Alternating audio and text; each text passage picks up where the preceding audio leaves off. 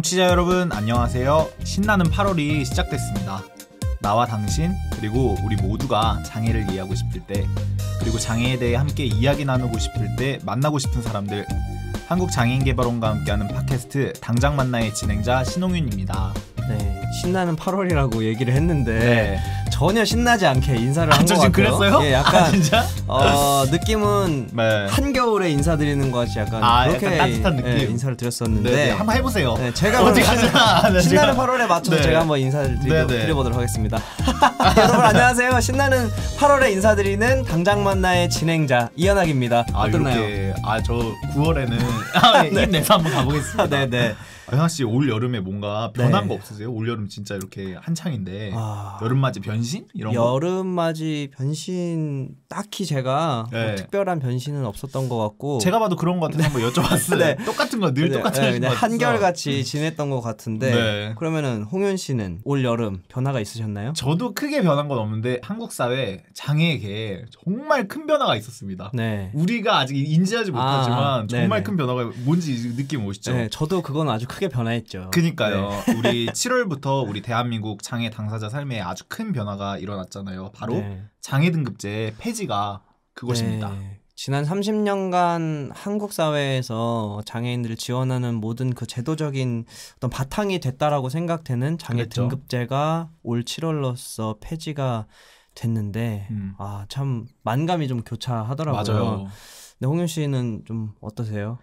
이게 저도 반가운 반, 네. 걱정 반, 이게 당장 뭐가 엄청나게 많은 것들이 준비가 돼야 되는 것 같은데 하루아침에 네. 갑자기 폐지가 됐다고 하니까 네. 이런 걱정이 들었는데, 이런 걱정들이 저희뿐만이 아니에요. 굉장히 많은 분들이 그쵸. 이런 생각들을 가지고 계신데 네. 그래서 오늘 당장 만나가 네. 그런 걱정 덜어드리고자 네. 우리가 좀 같이 좀 공부하고 준비해보자. 네. 오늘 주제로 장애 등급제 폐지를 준비했잖아요, 현아 씨. 네. 정말 당장 만나기 위해서 진짜 빠른 기획을 하고 빠르게 준비를 해봤어요. 이번 기획을. 네, 특집입니다 거의. 네, 또 장애 등급제와 관련된 다양한 이야기들을 오늘의 특별한 게스트 모셔서 잠시 후에 이야기 나눠보도록 하겠습니다.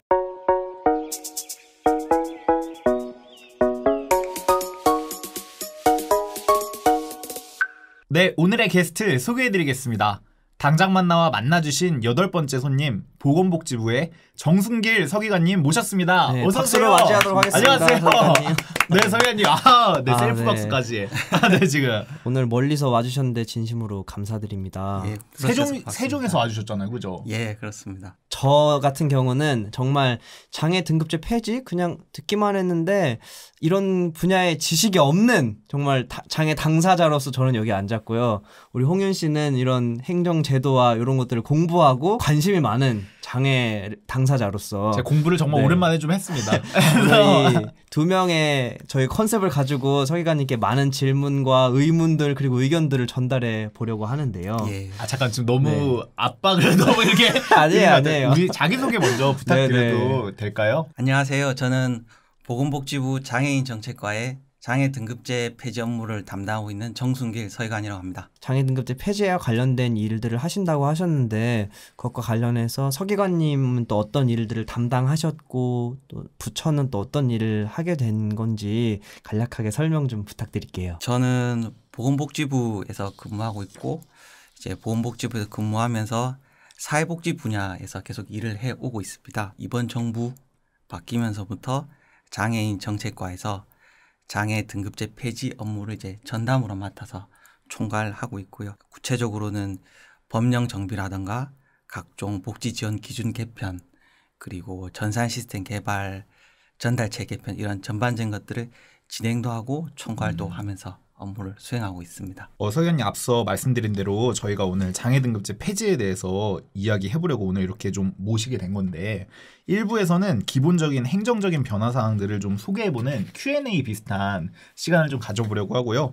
2부에서는 보다 민감할 수 있는 현재 많은 장애 당사자 여러분들이 걱정하시는 쟁점들을 좀 논해보는 약간 날카로운 시간, 네. 오늘 2부에서 좀 해보려고 하는데 그래서 1부에서 좀 말랑말랑한 거 먼저 좀 다 여쭤볼게요. 네. 성현님 우선 장애 등급제가 무엇인지부터 청취자 여러분들에게 혹시 모르시는 분들 계실 수 있습니다. 이게 뭐였길래 이렇게 폐지까지 얘기가 된 건지 장애 등급제가 뭐였는지 설명 좀 부탁드리겠습니다. 예. 장애 등급제라고 하면 우리나라 이제 장애인 복지 정책의 기본이 되어 왔었던 제도입니다. 장애인 분들을 의학적인 어떤 평가나 심사에 따라서 최중증의 1등급부터 가장 이제 경한 6등급까지 구분하는 그런 제도이고요. 1989년도에 장애인 복지법이 전면 개정되면서 장애인 등록 제도와 이 등급 제도가 도입됐다고 들었습니다.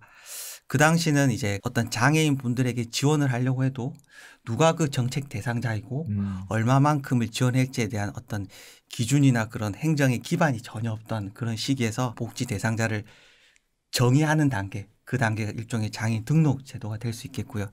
그리고 지원을 하겠다고 해도 예산이 넉넉지 않은 상황에서 누구를 좀 더 많이 지원을 하고 해야 되나 이런 기준이 없는 상황에서 심신 상태였던 중경에 따라서 구분해 놓은 이런 등급제를 토대로 좀 이제 단계적인 지원 이런 부분들이 가능했고 실제로도 많은 이제 장애계소도 그렇고 학계소도 그렇고 이런 장애 등록제와 등급제가 뭐 현재 시점에서 여러 문제점도 있지만 이제 장애인에 대한 복지 지원이 이제 일천한 우리나라 현실에서 장애인 복지 제도가 어떤 외형을 갖추는데 큰 역할을 했던 부분은 분명히 있지 않았나 그렇게 생각합니다. 그러면 이렇게 역할을 나름 해줬던 장애 등급제가 2019년 현재 폐지가 되었잖아요. 근데 왜 장애 등급제가 폐지되어야 했는지 그 배경 설명 좀 부탁드릴게요. 말씀드린 것처럼 장애인 복지에서 이런 장애 등급제가 어떤 관점에서는 행정적으로 쉽고 이런 용어가 적절치 않을 수도 있겠지만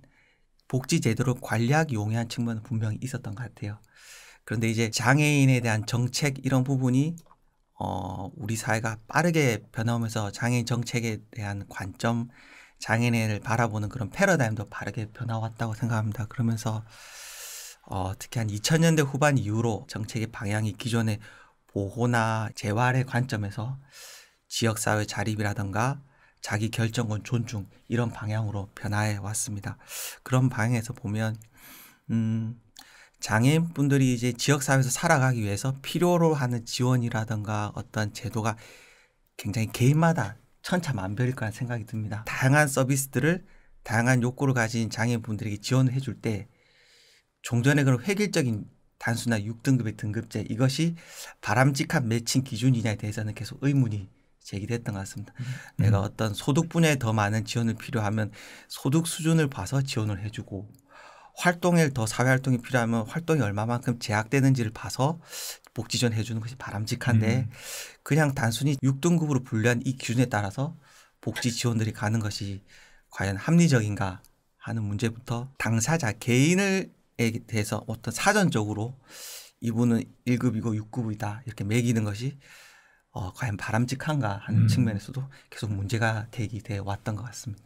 좀 이게 저희가 당사자 입장에서도 좀 말씀을 한번 드려보죠, 현학 씨. 그러니까 저는 지체장애 다리가 불편하니까 지체장애 2급이 되어 있고 우리 현학 씨는 시각장애 1급 이렇게 되어 있으면 전 다리가 불편한 지체장애인인데 같은 2급이라는 지체장애 2급이라는 이유로 팔이 불편한 2급 장애인과 똑같은 서비스들을 받게 되는 부분이 생기죠. 서로 필요한 것들이 아니라 그냥 이 등급이 행정에 따라서 그냥 행정에 조금 필요하고 유리한 대로 수요자 중심이 아니라 행정을 하는 쪽의 입장에서 되어 있는데 이제 그게 바뀌어서 수요자가 진짜 필요하고 더 해줘야 될 것이 무엇인가 이런 것들을 더 세밀하게 당사자 맞춤으로 복지 서비스들이 지원되기 위해서 이번에 장애 등급제가 폐지됐다는 말씀을 좀 해주셨다고 저는 좀 들었는데 당사자들로서는 장애 등급제 폐지가 반가우면서도 아까 누차 말씀드렸는데 혼란스럽게 느껴지기도 하거든요.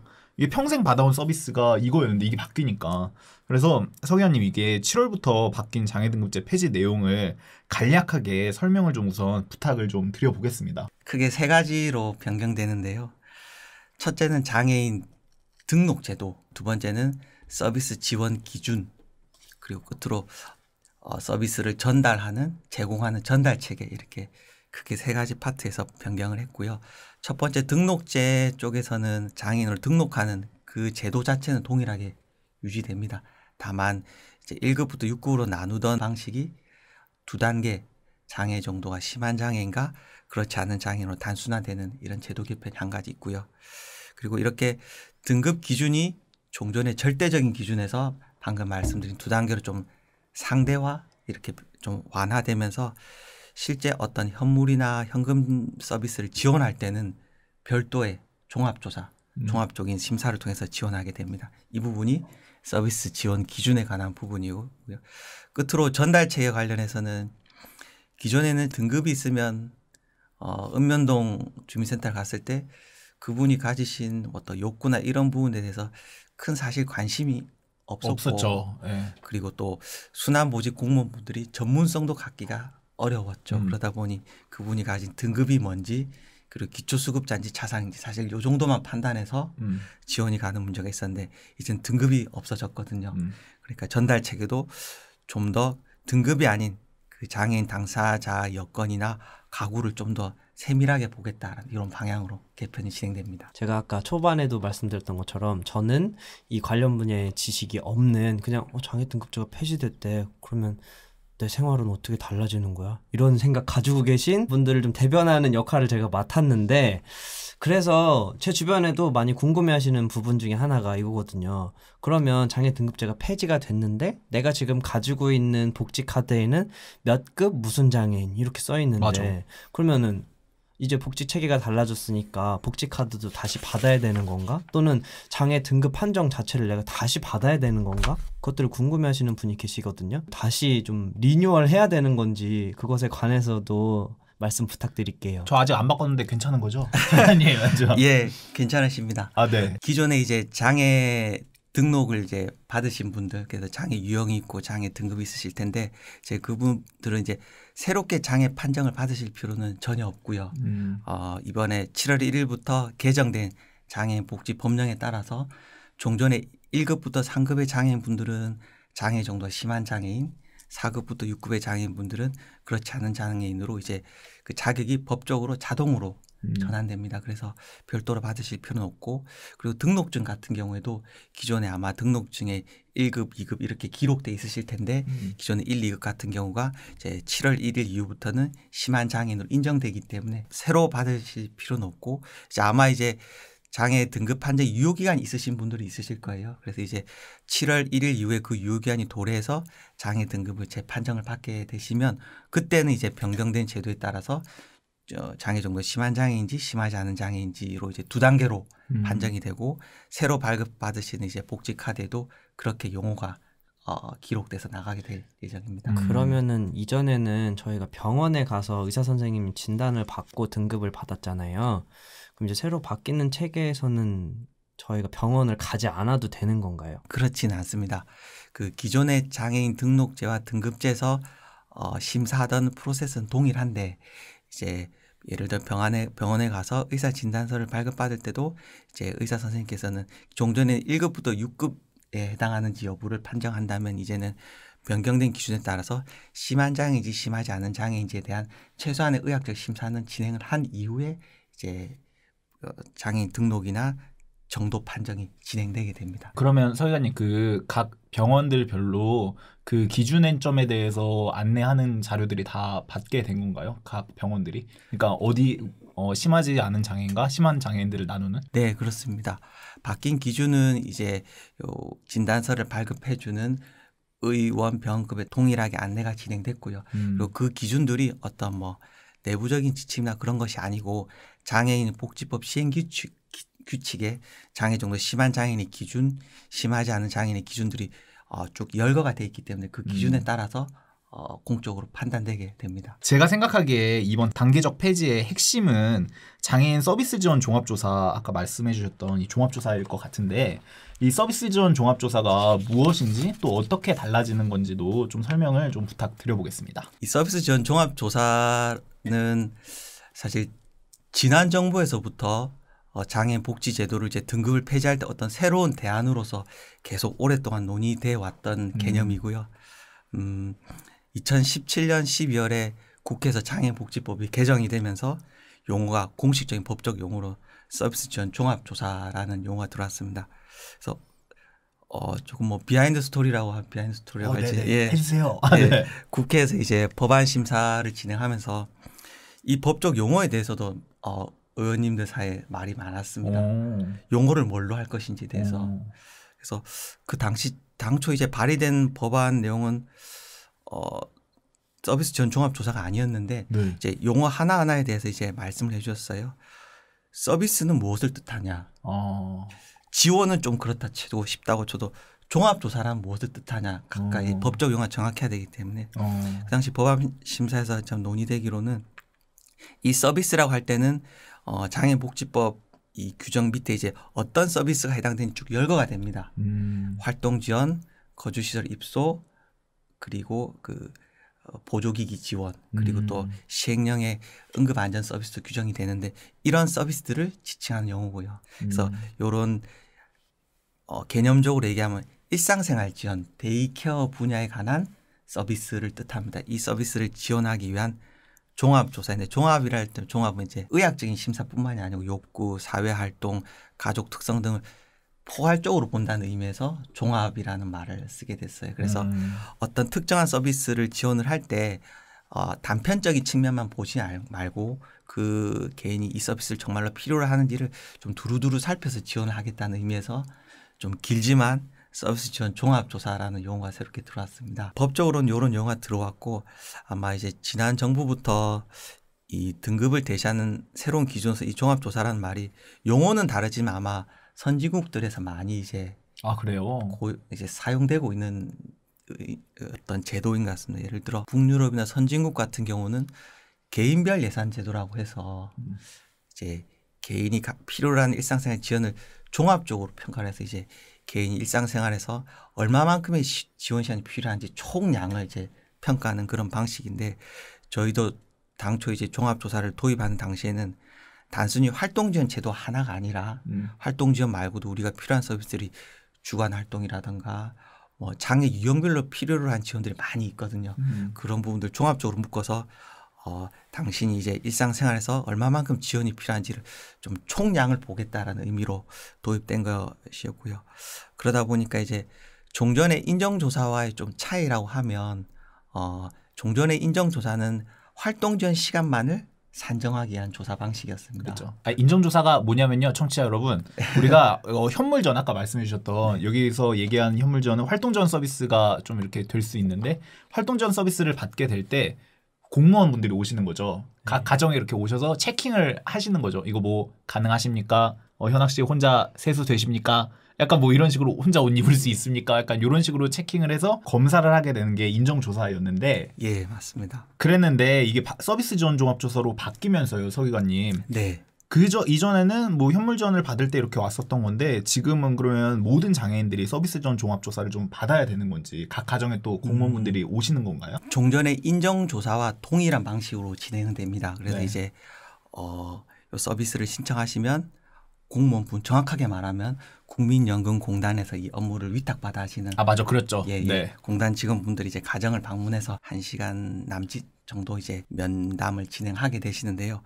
바뀐 부분이라고 하면 종전에는 활동지원 서비스를 신청할 때만 가정에 오셨거든요. 네. 근데 이제 서비스 지원 종합조사는 앞서 말씀드린 대로 활동지원 외에도 보조기기, 거주시설 입소, 그리고 응급안전, 그리고 이번에 새롭게 이제 추가되는 성인 발달 장애인에 대한 주간 활동 서비스, 이런 서비스 신청할 때도 종합조사 결과를 기본적으로 활용을 하게 됩니다. 그래서 방금 말씀드린 5가지 서비스를 신청하신 경우에는 공단 직원분이 가정을 방문해서 조사를 하게 되고 아무래도 좀 더 다양한 서비스 기준으로 활용되다 보니까 종전의 인정조사보다는 조사 항목이 좀 더 늘었고요. 좀 더 포괄적으로 조사하게 되고 다소 신체적 장애 중심으로 평가 기준이 있었던 어떤 그런 문제점에 대해서는 정신적 장애 관련된 이제 문항들을 좀 추가해서 조금 전반적으로 장애 유형에 상관없이 고르게 평가할 수 있도록 문항들이 좀 변경 보완이 되었습니다. 네, 그러면은 모든 장애인을 대상으로 다 같은 종합조사표로 조사를 하게 되는 건가요? 예, 그렇습니다. 장애 유형에 상관없이 네, 다 그렇습니다. 똑같이요? 네. 같은 조사표로 조사를 하게 된다라고 말씀을 해주셨는데, 제가 장애 당사자로서 제 삶을 이렇게 돌이켜 봤을 때, 뭐 여러 가지 뭐 정부의 정책으로 인한 터닝 포인트들이 있었지만, 좀 가장 크게 제 주변과 그리고 저의 어떤 삶의 질을 바꿔놓은 게 활동 지원 서비스라고 생각이 되거든요. 그래서 제 주변에 있는 친구는 대한민국 장애인의 삶이 활동 지원 이전과 이후로 나뉜다 뭐 이렇게 얘기하는 친구도 있는데, 근데 장애 등급제가 폐지되면서 또 걱정하는, 특히 시각장애를 가진 주변에 있는 분들은 많이 걱정하고 계시는 경우가 많아요. 일단 장애 등급이 이렇게 폐지되면서 활동 지원 서비스를 받을 수 있는 대상자는 늘어났고, 또 한계점도 인력이나 여러 가지 뭐 재원이나 한계가 있는데, 활동 지원 서비스는 또 어떻게 달라지는 건지, 내가 지금 이대로 있어도 되는 건지 막 되게 혼란스러워하고 걱정하는 분들이 많은데, 어떻게 활동 지원 서비스는 좀 달라지게 되는 걸까요? 맞아, 불안해. 저도 활동 지원 제도 들어오고 난 이후에 이제 장애인 업무를 하게 됐는데 그런 말씀을 많이 들었어요. 이제 활동 지원 제도가 이제 본격적으로 도입되면서 사회 활동이 많이 어려웠던 장애인분들 실제 사회 활동, 학교 생활 그리고 다양한 이제 모임 활동 이런 분들을 하게 되면서 삶의 질이 기여한 측면이 크다, 이런 부분들 얘기를 많이 들었습니다. 등급제 폐지는 이런 활동 지원 제도의 어떤 그런 긍정적인 측면을 더 확대하고 더 넓혀 나가려고 하는 부분이고, 그러다 보니 이제 막상 제도가 바뀌어서 활동 지원 어떤 시간 이런 부분이 줄어들 수도 있지 않냐, 이런 우려들을 많이 해주세요. 하지만 이제 아까 말씀드린 대로 복지부나 정부에서는 활동 지원 시간 이런 부분을 좀 더 폭넓게 더 확대하려고 하는 기본 방향은 변함이 없고요. 그런 부분은 확실합니다. 그래서 이번에 종합조사를 도입하게 되면서 활동 지원 제도 같은 경우는 이제 체중증 장애인 분들에 대한 더 두터운 보호, 이런 원칙하에서 1일 지원 시간이 기존에 한 14시간에서 16시간으로 우선 늘어납니다. 전체적인 지원 시간이 늘어나고요. 그리고 앞서 말씀드린 대로 이제 발달 장애인 분들, 이제 지적 장애나 자폐 장애인 분들이 상대적으로 지원 시간이 많이 좀 적었습니다. 그렇죠. 뇌병변 장애인 분들에 비해서 한 절반 정도밖에 사실 안 됐었거든요. 그래서 그런 부분들에 대해서 좀 보완을 많이 해서 시간을 넓혔고요. 그리고 이런 제도가 변경돼서 이런 총량의 어떤 긍정적인 변화가 특정 장애 유형의 어떤 불이익이 된다면 그것도 수용이 어려운 측면이 있습니다. 그래서 지금 활동 지원 제도를 이제 주로 쓰고 계시는 이제 주요 대표적인 장애 유형에서 평균적인 활동 지원 시간이 다 증가하는 방향으로 기준이 개편이 됐습니다. 그래서 MC님께서 말씀해 주신 것처럼 시각장애인 분들에서 활동 지원 시간이 줄어드는 거 아니냐라고 우려를 해 주셨고, 실제 저희가 종전에 여러 모의 조사나 시범 사업을 해오고 하면서 일부 이제 줄어드는 게 나온 결과가 있었긴 했습니다. 그런데 이제 그런 부분들은 어떤 결과가 나온지를 확인하고 고쳐 나가기 위한 과정이었고요.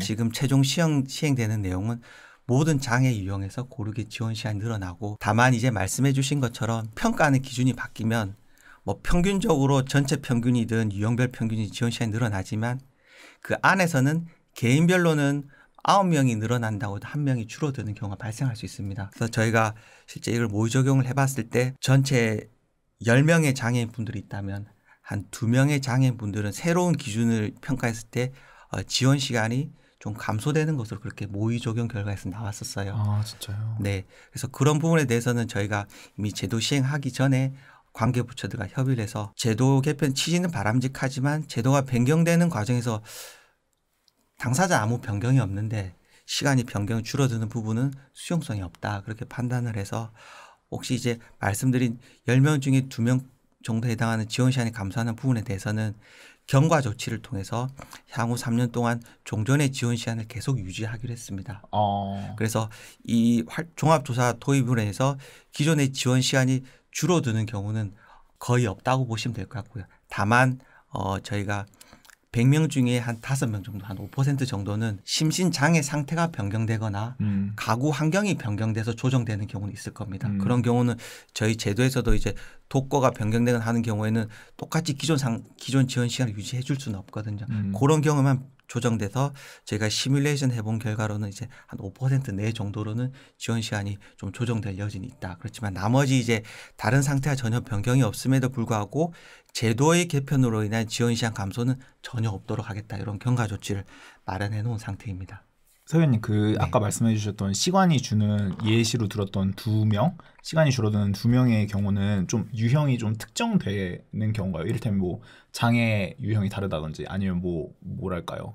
뭐 지역이나 아니면 생활 수준이나 뭐 이렇다든지 좀 특정되는 부분이 있을까요? 좀 획일적으로 말씀드리기는 조금 어려운 측면이 있는데 저희가 제도를 설계할 때 이런 부분은 지원 시간 줄어들어야 된다 이렇게 설계해 놓은 부분이 사실 있는 것이 아니어서 예, 종전에 이제 인정조사라고 하면 27개 정도 문항이 있어요. 네. 예, 그 부분을 최대한 반영은 하긴 했지만 제도의 연속성 차원에서 전적으로 반영된 건 아닙니다. 그래서 그 부분 플러스 추가로 한 10개 문항에서 한 36개 문항이 있는데 그 문항들 간 어떤 종합적인 평가 결과에 따라서 급여량이 좀 조정되는 부분이기 때문에 어떤 동일한 어떤 신체 상태나 가구 구성이라고 하더라도 좀 평가 결과가 달라질 수 있어서 아마 이 부분은 뭐 제가 개인적으로를 떠나서 저희 복지부에서 어떤 획일적으로 말씀드리기 좀 어려운 측면이 있고, 예, 아마 이제 7월 1일부터 이제 실제 종합 조사를 시행하고 그 조사 결과들이 좀 이제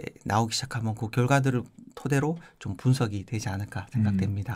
이게 그 2명이 내가 되는 게 아닐까 많은 장애인분들이 걱정을 하고 계셔서 뭐 저도 걱정돼요. 네. 그 2명이 우리 둘 되는 거 아니야? 이래가지고 그래서 저 여쭤봤습니다. 네. 지원이나 복지 같은 분야에서는 앞으로 전진해야 되는데 그러니까 뒷걸음질 치게 되면 그게 불안한 것이 사실이어서 그래서 드렸던 질문이기도 한데요. 저 그러면 제가 그 질문 이어서 하나 더 드려보고 싶은데 이게 우리가 시간이 줄어드는 게 아니면 우리 본인 부담금 같잖아요. 우리 장애인 당사자들. 그게 확 늘어나는 거 아닌가. 본인 부담금이 늘어서 아니 그래서 시간 그대로 유지한다는 아니 죄송합니다. 제가 지금 마음이 너무 제가 지금 와서 그런 거 아니냐 약간 이렇게 걱정할 수 있는데 네. 본인 부담금도 변함없이 좀 괜찮을까요? 본인 부담금 같은 경우는 종전에 이제 최대로 많이 내시는 분 같은 경우는 30만 원 이상 내셨던 부분이 있는데 이번에 이제 활동 지원 급여 구성 자체가 좀 조정됐습니다. 좀 기술적인 내용이긴 하지만 종전에 기본 급여와 부가 급여 이렇게 두 개 체계로 되어 있었어요. 기본 급여는 신체 상태나 어떤 일상생활 지원 필요도에 관한 부분이고 추가 급여 부분은 이제 가구 환경 그러니까 독거인지 이런 부분으로 급여가 이원화돼 있었는데 이게 이제 종합조사에서는 다 하나로 이제 종합조사는 기본 산시간으로 다 들어왔습니다. 그러다 보니까 이제 본인 부담금 산정 방식도 전반적으로 개편되게 됐는데 이번에 지원 시간이 늘어났는데 본인 부담까지 동시에 이제 비례해서 늘어나게 되면 그 실질적인 체감 부분이 적기 때문에 이번에 본인 부담금 제도도 같이 개편하면서 최대 부담해야 되는 본인 부담금이 아까 말씀드린 한 30만 원 이상이었는데 지금 절반 이하로 낮췄습니다. 그래서 제일 많이 부담하는 경우에도 종전에 한 30만 원 부담하시는 경우에도 한 15만 원 정도 부담하는 것으로 본인 부담금이 완화되는 것으로 그렇게 조정이 되어 있습니다. 그래서 앞으로 지원 시간이 늘어난다고 해서 본인 부담금은 대체로 다 좀 줄어드는 것으로 그렇게 산정될 것으로 보입니다. 그럼 더 저렴하게 더 많은 시간을 이제 활동 지원 서비스를 받을 수 있게 되는 거라고 맞습니다. 봐도 네. 다 들으셨죠, 여러분?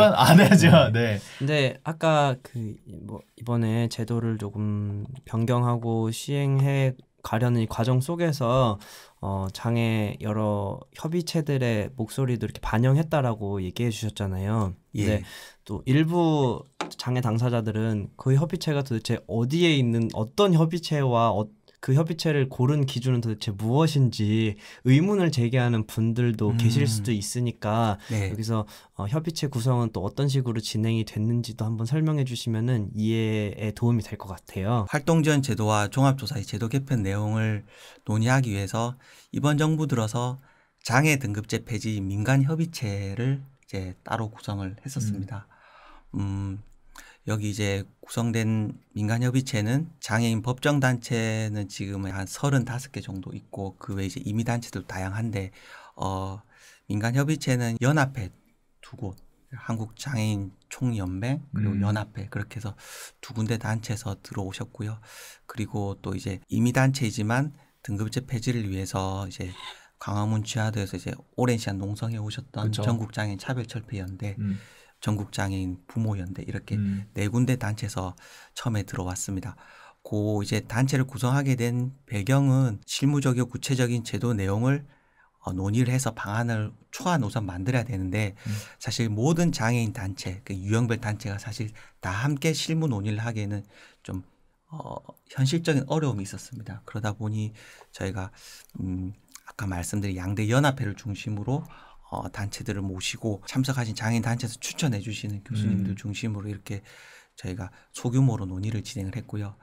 저희 복지부에서도 이 민간협의체가 어떤 완벽한 대표성을 가지고 있다고 보진 않았습니다. 다만 어떤 대표성 있는 논의를 위한 어떤 초안은 마련이 돼야 그것을 가지고 여러 장애인 단체와 두루 의견을 수렴할 수 있지 않았나 하는 생각이 있었고요. 그래서 완전한 대표성은 없지만 그렇게 좀 실무적인 논의를 한 2017년 이후에 총 11차례를 가졌습니다. 한번 매번 회의를 할 때마다 거의 3시간가량 논의를 하면서 심도 깊은 논의를 해서 뭐 이견이 있는 부분도 있고 합의가 된 부분도 있지만 그 자체로 일단 논의된 과정들을 계속 공유를 했고 그 논의된 자료들을 이제 또 전체 장애인 단체들과 다 공유해야 된다는 인식이 있었습니다. 그래서 2018년 9월 그리고 올해 4월 전체 장애인 단체를 다 모시는 전체 장애인 단체 토론회를 진행을 하면서 민간 협의체에서 논의된 내용들을 공유를 하고 이제 설명드리는 부분을 가졌고요. 또 이 결과에 대해서 이제 이견이 있으시거나 다른 의견이 있으신 그런 단체들 같은 경우에는 저희가 개별 단체들을 또 복지부에서 만나서 의견 듣고 또 조정하는 과정 이런 과정들을 계속 거쳐왔습니다. 알겠습니다. 서현님, 우리 장애 등급제 폐지로 좀 맞춤형 복지 서비스가 좀 강화가 되었다고 저는 보는데 예. 그러려면 좀 개개인에 대한 상담 서비스 역할이 좀 커질 것 같아요. 혹시 좀 상담 서비스는 어떻게 좀 변화되는 건지도 말씀을 좀 드려봐도 될까요? 등급제 폐지를 추진하면서 앞서 말씀드린 대로 전달 체계도 좀 더 장애인 분들이 쉽게 서비스를 이용할 수 있도록 그렇게 개편되는 노력을 했는데요. 기본적인 내용은 그렇습니다. 장애 등급제 폐지를 추진해 오면서 이제 장애인 분들을 위한 별도의 어떤 전달 체계를 구성을 해야 되냐 이런 논의도 같이 진행이 됐었어요. 그래서 별도의 지원센터 이런 것들을 설치해야 된다 이런 논의도 있었는데 결론적으로는 현재 읍면동 시군구 일반적인 복지 전달 체계를 기본적으로 활용하는 것으로 일단 현재 안은 진행이 되고 있습니다. 그 이유는 접근성을 제가 제일 우선적으로 고려를 했고요. 그리고 별도의 전달 체계를 만드는 것이 현재 지자체 전달 체계로 많이 이제 활성화되어 있고 심화되어 있는 이런 장점들을 받아들이기 좀 어려움이 있지 않나 하는 그런 문제 때문에 이제 지자체 복지 전달 체계를 활용하게 됐고 그래서 우선 읍면동에서 상담할 때는 몇 가지 저희가 개선한 내용들은 지자체 공무원분들이 이제 복지 상담할 때 행복이음이라고 하는 전산 시스템이 있습니다. 법적으로는 사회보장 정보 시스템인데요. 지난 정부에서 만들어졌는데 여기에 이제 복지 대상자들의 개인별 각종 이제 소득 자료라든가 이런 부분들 가구 구성 자료가 쭉 다 들어가 있습니다. 그래서 그것을 바탕으로 필요한 지원을 안내하고 상담하는데 아직까지 그 기능이 완전히 개인별로 맞춤형으로 고도화되어 있지는 않거든요.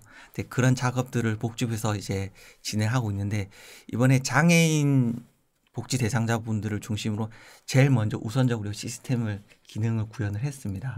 그래서 장애인분으로 이제 최초로 이제 등록되시면 종전에는 장애인분들이 받으실 수 있는 이제 중앙부처의 한 150개 서비스 쭉 열거된 그냥 안내문만 드리는 방식이었어요. 그러면 이 중에서 내가 뭘 받을 수 있고 어떤 걸 진짜 정말 이건 완전 공감해요. 공급자 중심적인 방식이었죠.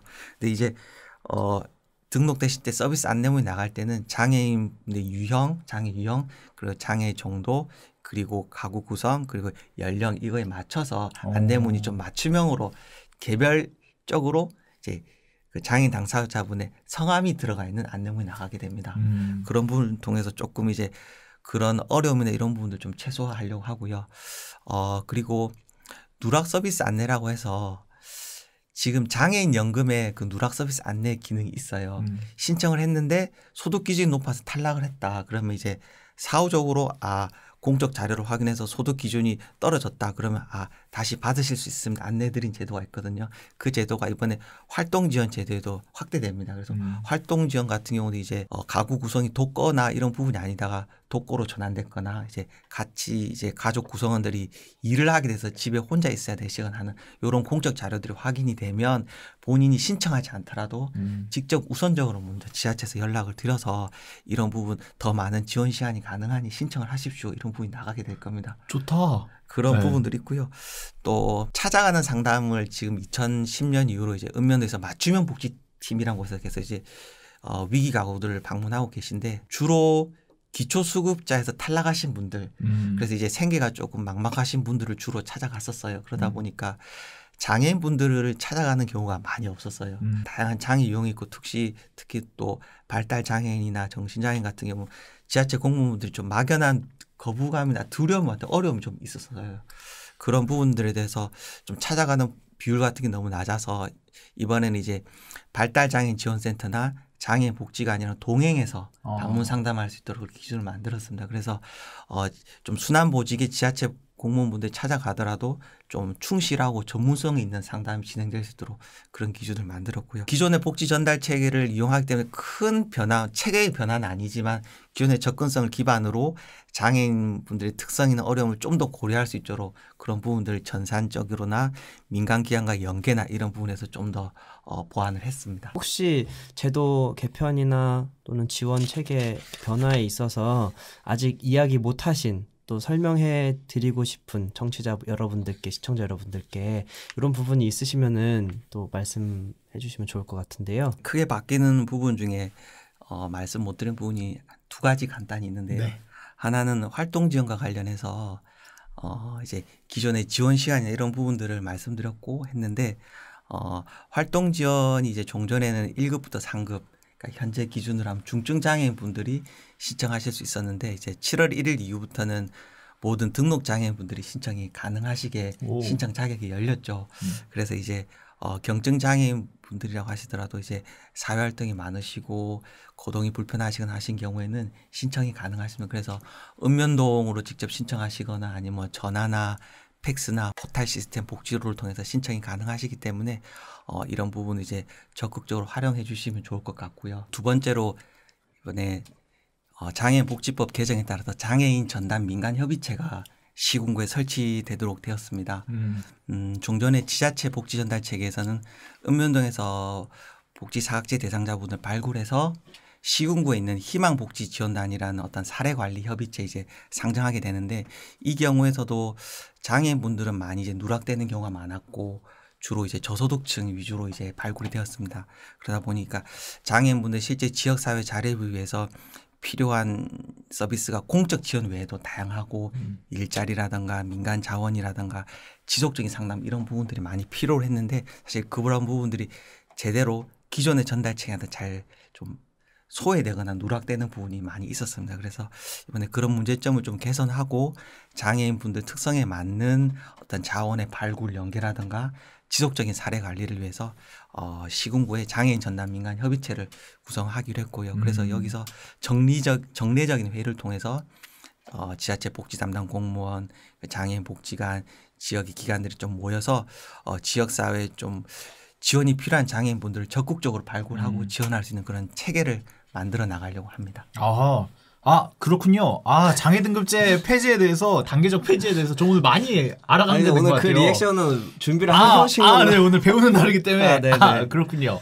네. 오늘 지금 1부 이렇게 좀 맞춰볼게요. 저희가 이렇게 좀 기분 좋은 어떻게 보면은 서로 알아가고 웃으며 배워가는 이 Q&A 시간은 1부 여기까지입니다, 여러분. 이제 화끈한 2부에서 저희 장애 등급제 폐지와 관련돼서 만들어지고 있는 보다 민감한 쟁점 사항들을 짚어보도록 하겠습니다. 2부에서 뵙겠습니다.